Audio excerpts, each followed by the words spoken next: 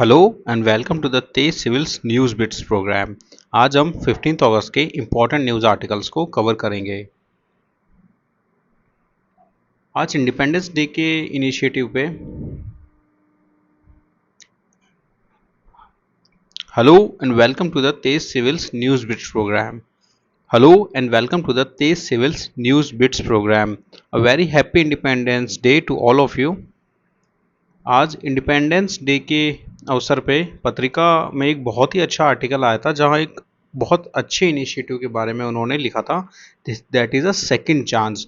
तो second chance basically क्या है? सेकंड चांस जयपुर में एक ऐसी सेकंड चांस लैब है जहां पे युवाओं को ओपन माइक प्लेटफॉर्म प्रदान किया जाता है, जहां पे वे अपने drop outs, startup failure, breakup survivors, means life की इमोशनल, प्रोफेशनल, इस तरह के जो फेलियर्स हैं उनको आके डिस्कस कर सकते हैं। आई रिमेंबर कि जॉन एफ कैनेडी ने फेमसली कहा था कि victory has thousand fathers but orphan has none. तो आज सफलता की तो सब वाई वाई करने में तैयार है, but nobody is able to और nobody is ready to recognise a failure और even given a platform to a failure, because failure is a transactional event. Ultimate we will succeed if you keep on trying. तो ये जो initiative है ये काफ़ी अच्छा initiative है। Here you not only get a platform but you also get mentors, psychologists, ताकि आपको गाइडेंस मिलती है। इसी तरह in Tej we consider you as a family and Tej is a family. So we have also started a new initiative which is Chuppi Todo Bolna Padega, where we try to raise all the issues faced by the students whether in their personal life or the professional life. So you can also come at Tej office and you can discuss with us if you are facing any professional or personal problem. So let's move to the news articles. तो आज GS 1 to 3 के regarding और पूरे ऐसे paper के regarding काफ़ी अच्छे articles आए थे जिनको हम मल्टीपल जगह यूज़ कर सकते हैं।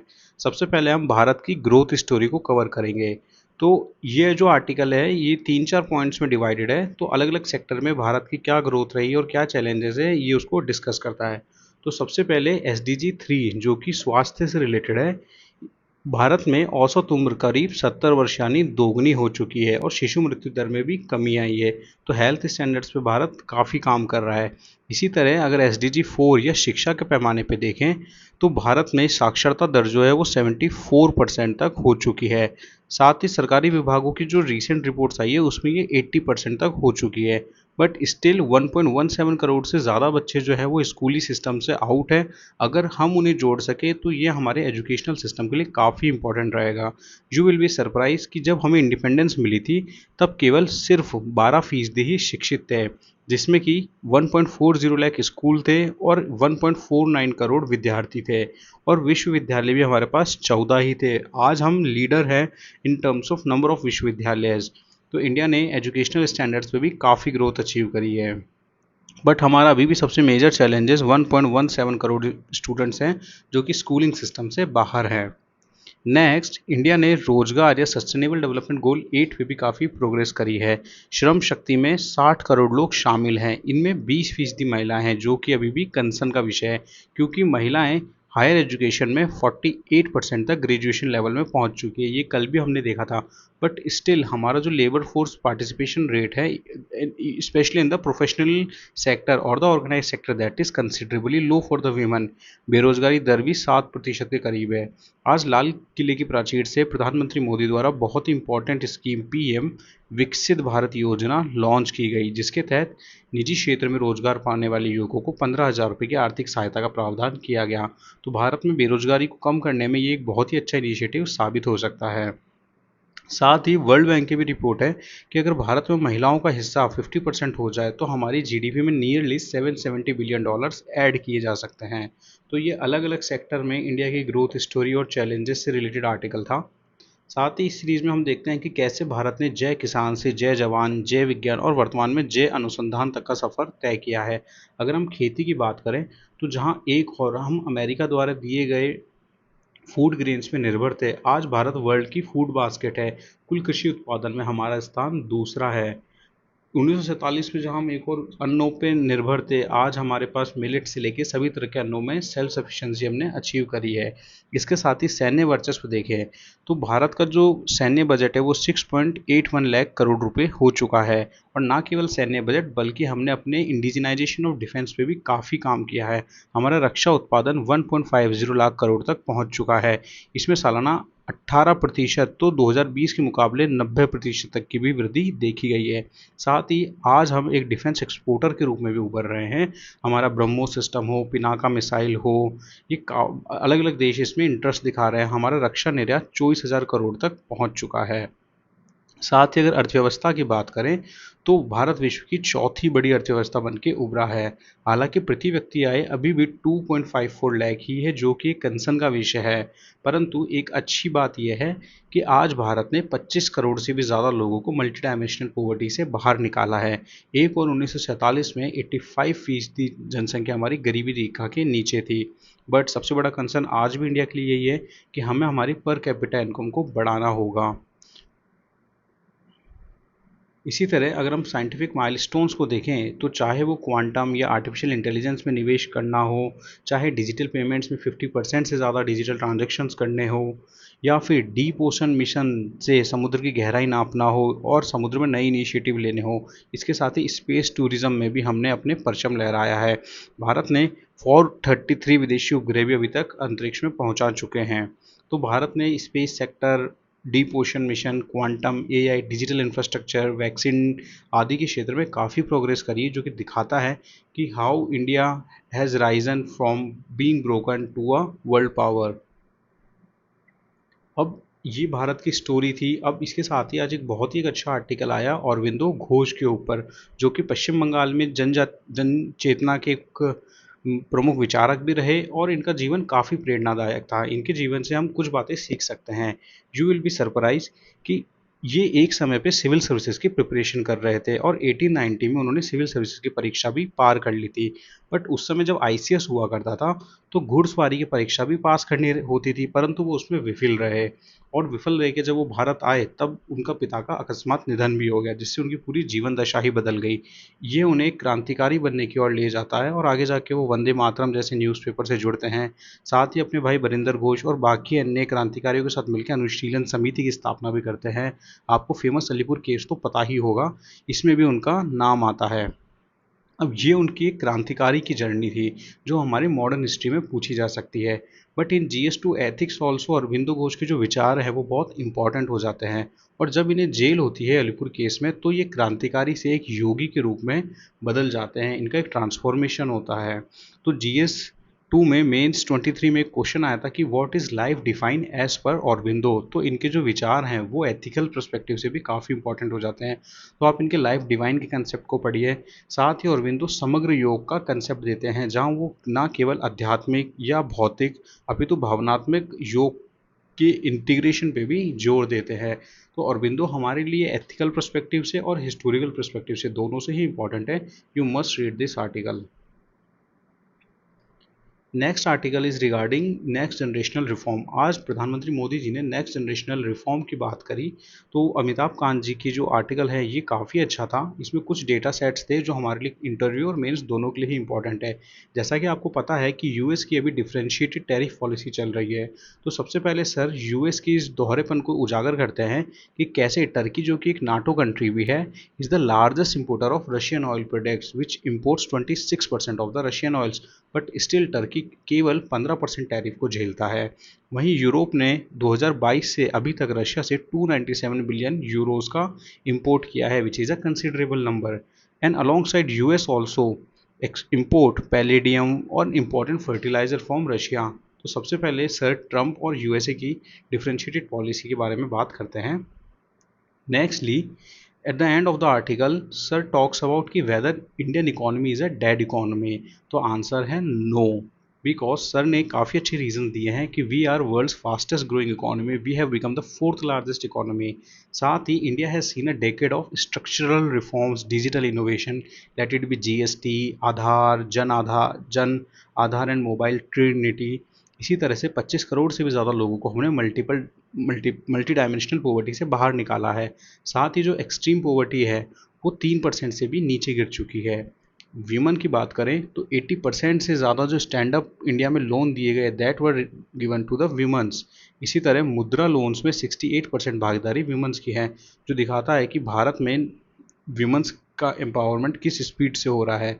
साथ ही डिजिटल पेमेंट इंफ्रास्ट्रक्चर की बात करें तो 48% of digital payments are done in the India. इसी तरह इंडिया ने न केवल इकोनॉमिक और सामाजिक स्तर पर प्रगति करी है, बल्कि अगर हम एक सस्टेनेबल वे की बात करें तो इंडिया ने अपने ग्रीन एनर्जी टारगेट जो कि 2030 में अचीव करने थे, उनको 5 साल पहले ही अचीव कर लिया। अब इसके बाद सर इस आर्टिकल में ये भी डिस्कस करते हैं कि नेक्स्ट जनरेशनल रिफॉर्म्स इंडिया के लिए क्या होने चाहिए। अब ये जो पॉइंट्स हैं ये आप GS 1 2 3 ऐसे इंटरव्यू कहीं पे भी यूज़ कर सकते हैं, और इतने ब्यूटीफुल पॉइंट आपको किसी भी कोचिंग बुकलेट या स्टैंडर्ड सोर्सेज में नहीं मिलेंगे, because sir is a former CEO of NITI Aayog, India's farmer G20 Sherpa. तो इनके जो व्यू हैं, इनकी जो एनालिसिस है, it is very crucial for us.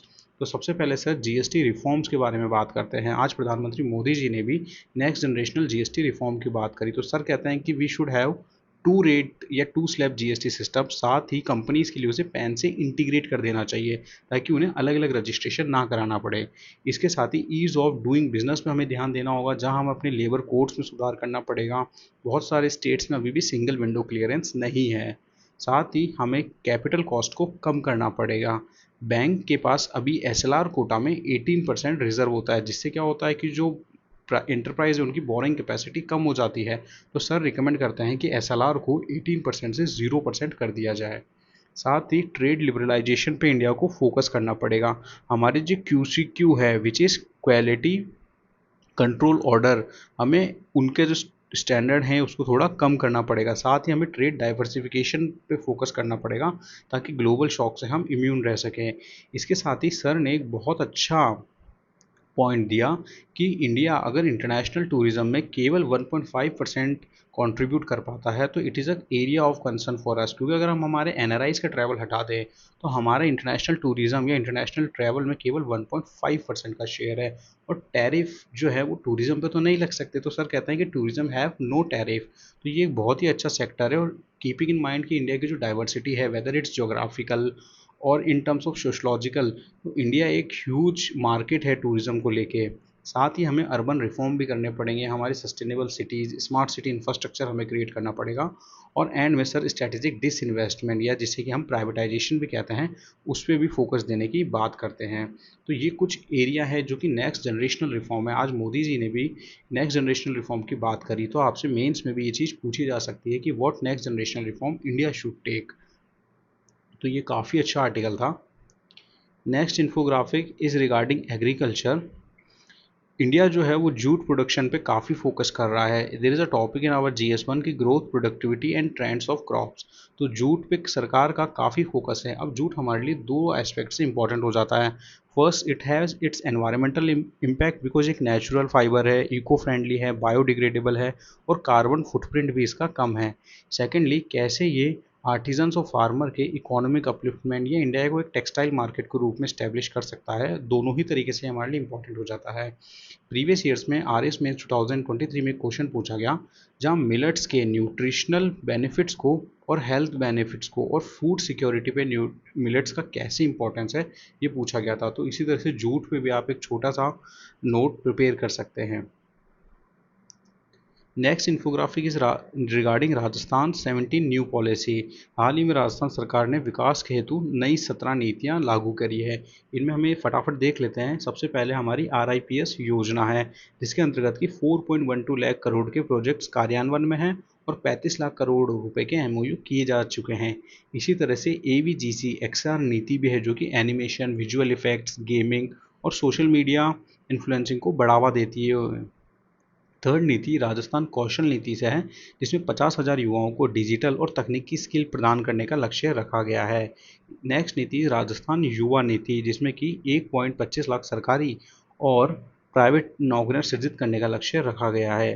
इसी तरह राजस्थान खनिज नीति, राजस्थान एमसैंड नीति, जिससे कि पर्यावरण संरक्षण हो, लागत में भी कमी आए। साथ ही Rajasthan textile and apparel policy, Rajasthan logistic policy, जिससे कि ग्रीन कॉरिडोर बना के परिवहन लागत में 14% की कमी की जा सके। इंडिया और राजस्थान के लिए जो लॉजिस्टिक कॉस्ट है, it's a very big concern, ताकि इसके कारण हमारे जो एक्सपोर्ट है वो कॉम्पिटिटिव नहीं रह पाते हैं।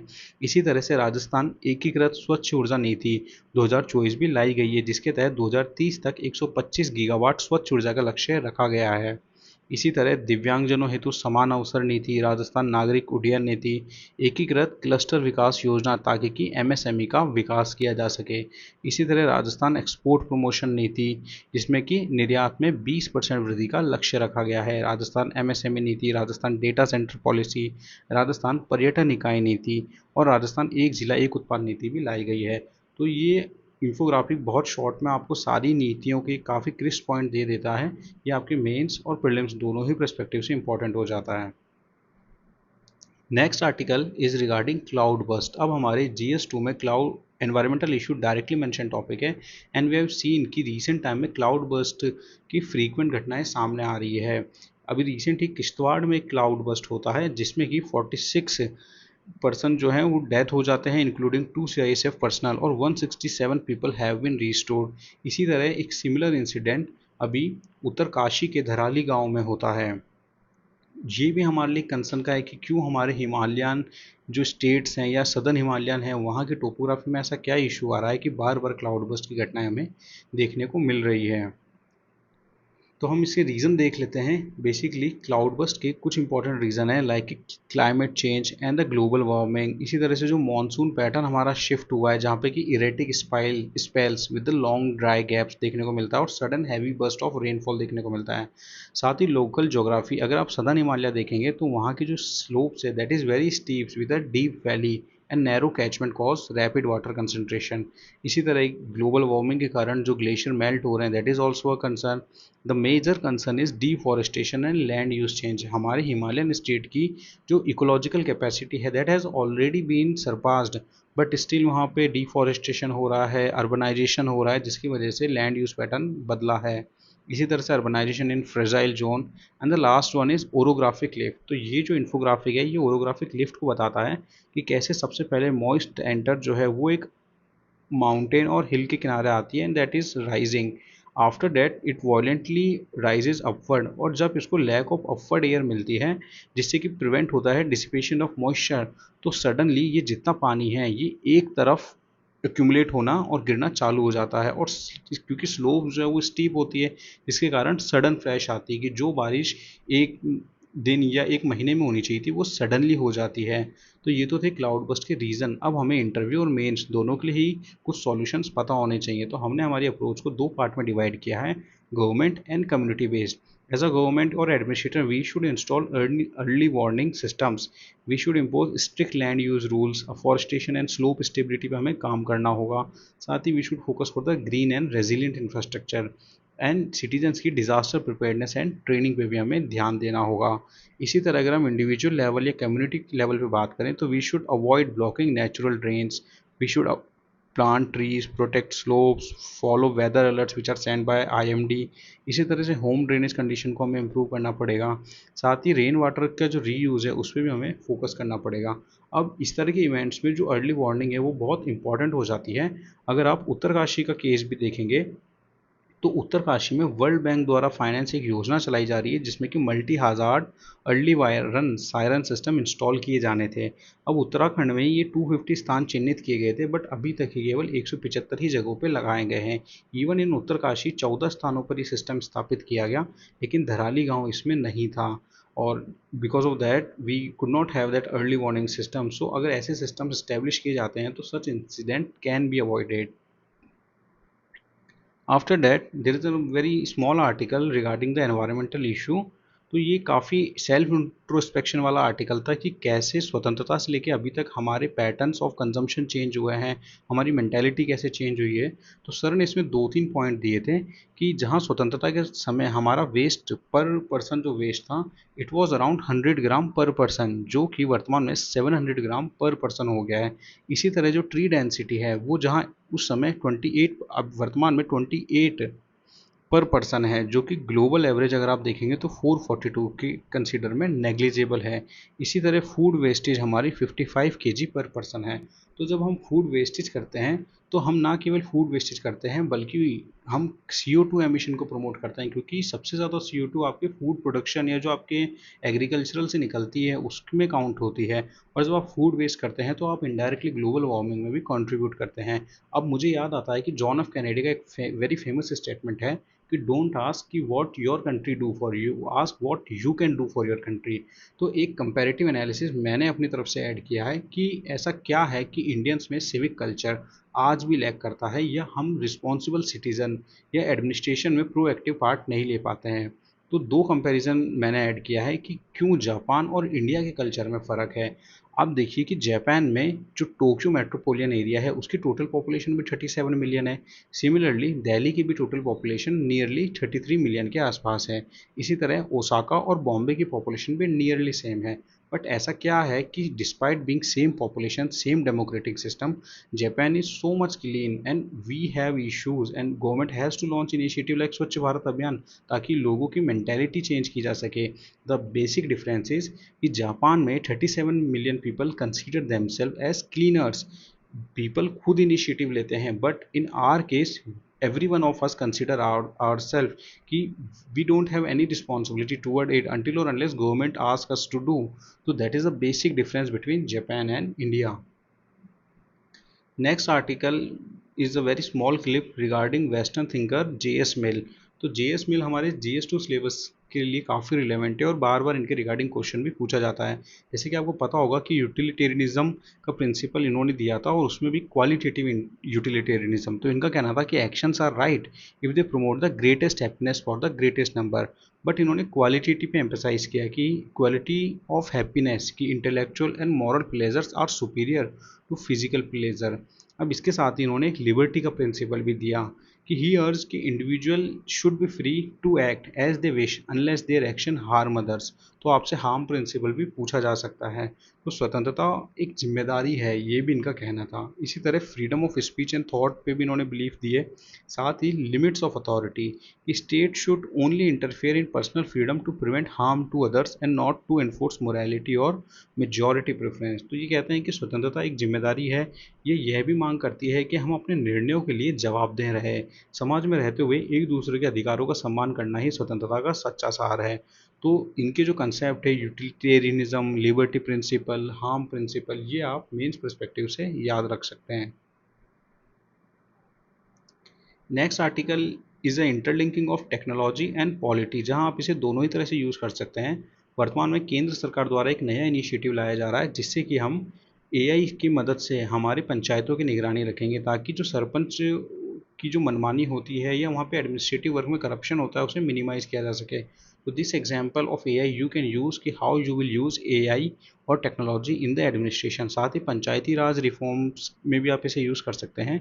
एक इम्पॉर्टेंट डेटा इसमें दिया हुआ है कि डिजिटल इंडिया की जगह हम बात करते हैं तो it is mainly concentrate in to the urban area. अब हमें अर्बन एरिया से रूरल इंडिया तक में इसे पेनिट्रेट करवाना पड़ेगा।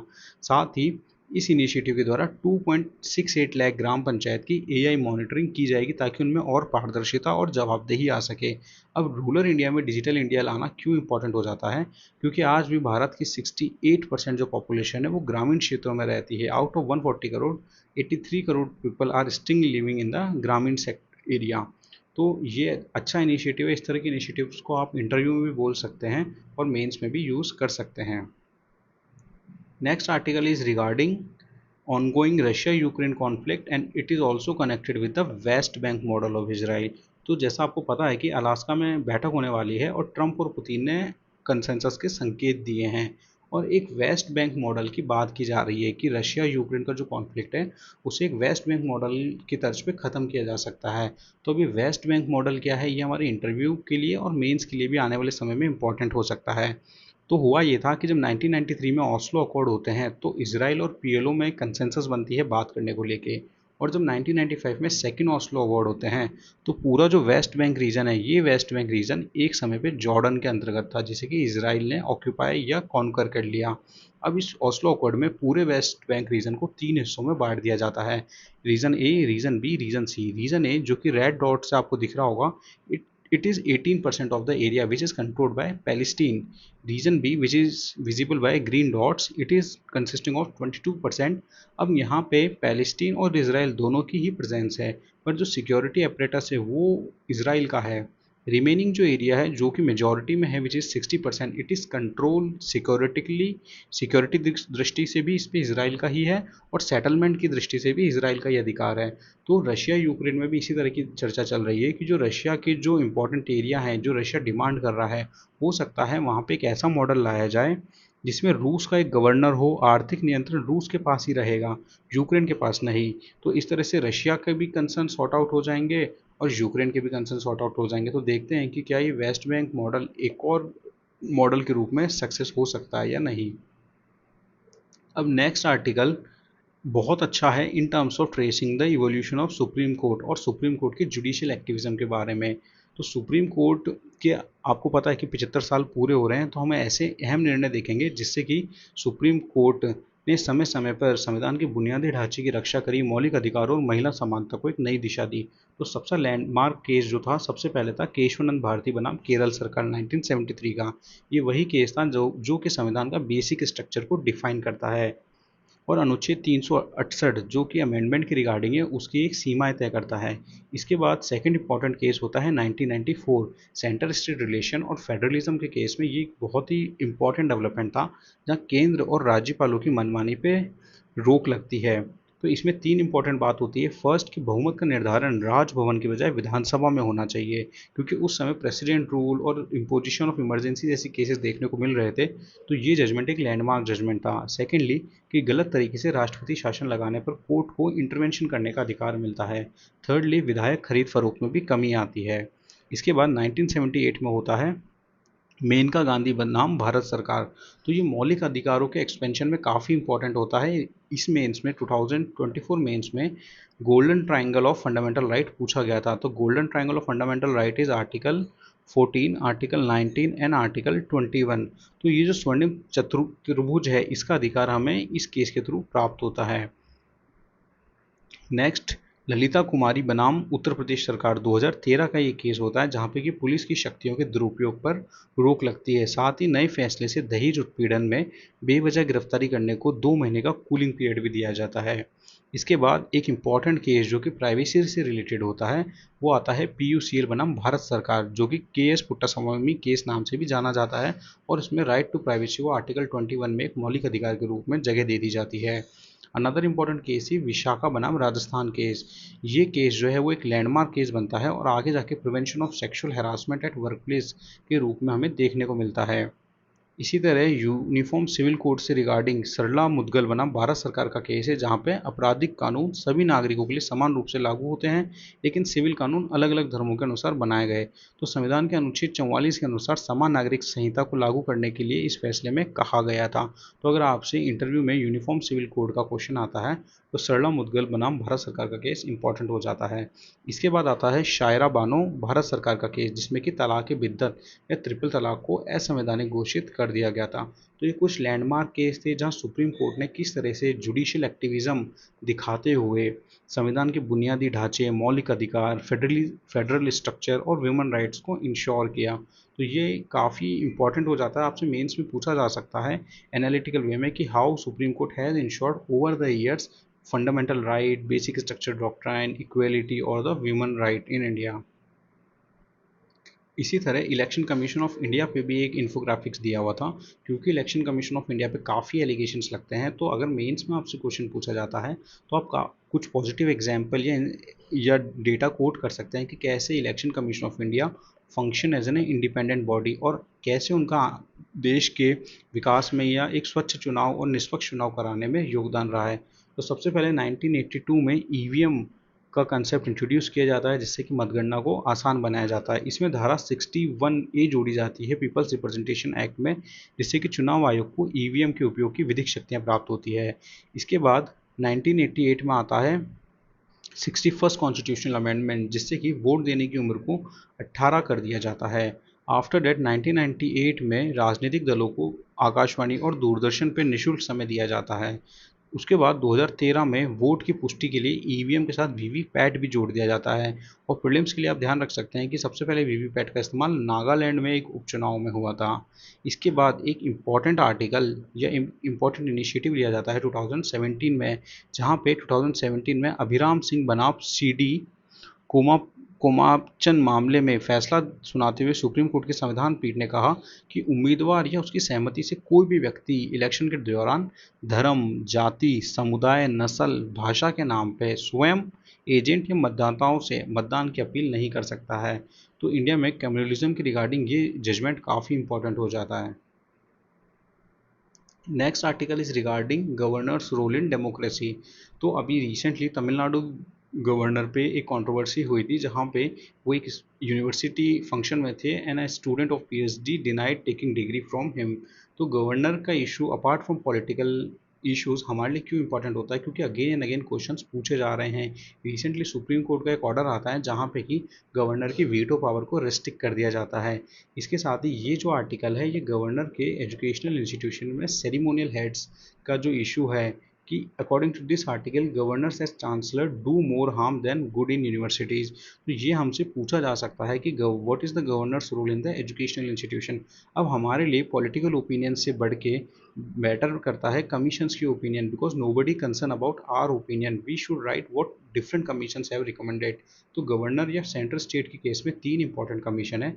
First one is Punchhi commission. तो पुंची कमीशन कहता है कि governor should not burden with the assignments other than constitutional duties. तो that is a very indirect and cryptic message for the post of governor.